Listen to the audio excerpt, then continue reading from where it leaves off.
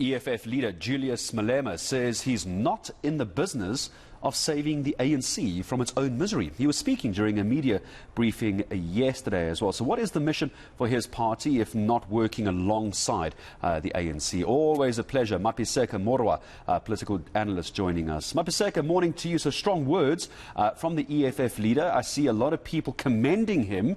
Mapaseka saying, well, yeah, he's still sticking to their party's mandate of not giving up and just going into coalitions for the sake of it. Do you agree? Disagree? Morning, Gareth. Thank you so much for having me. I think, you know what, it was politics 101, very basic. And it's interesting because one would think that it was not necessary, but the fact that there were still people in the press are asking how the coalition would work. When from 2016, the EFF had particularly said that they have never been in a coalition. They vote on a case-by-case basis.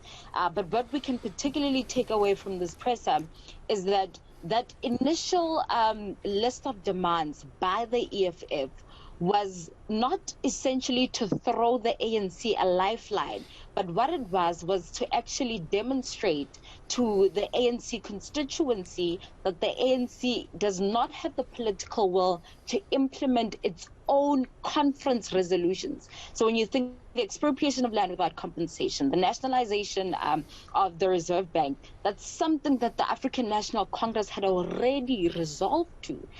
So it should have been easy for them to implement. And of course, Fikile Mbalula did say, hey, we differ on the how, but we agree on these things. That's something that they could have hashed out.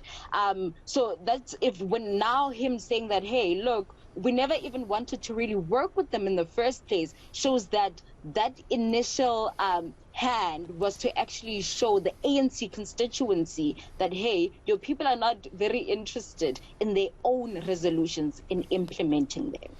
I also see as well that there's now suspicion. Malema saying we suspect something illegal happening in the appointment of Kaunda as mayor as well, perhaps even going as far as getting lawyers to look into the matter. So they aren't taking these coalitions and coalition talks very lightly, are they?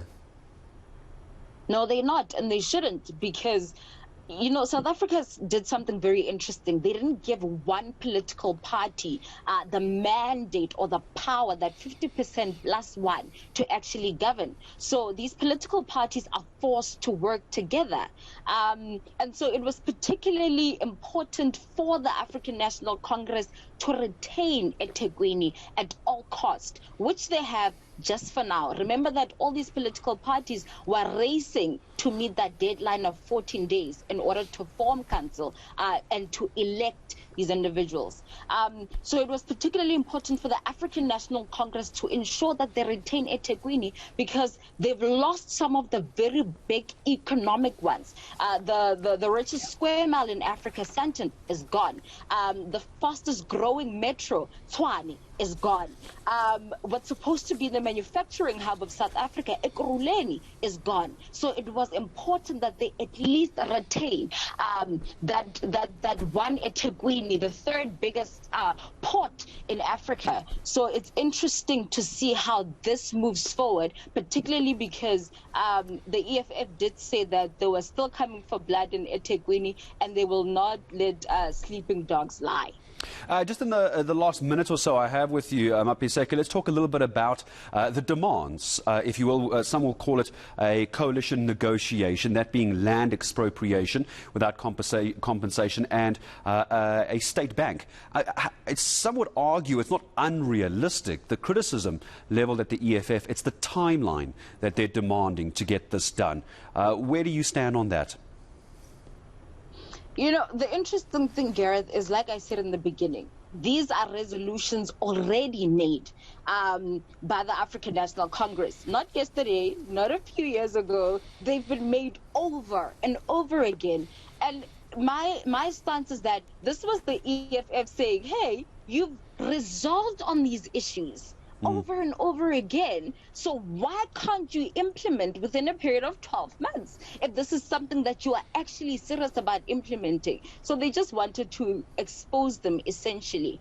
Whether or not it is possible for them to implement, it's a matter of debate, but it's saying that you've had the time, you've had 27 years to implement these things, but you haven't. Yep, 27 years is an awful long time to have a discussion about two very big topics and nothing's happened yet. Always a pleasure to have you. So good fun to speak to you. Mapaseka Muroa, political analyst, joining us here on the South African Morning.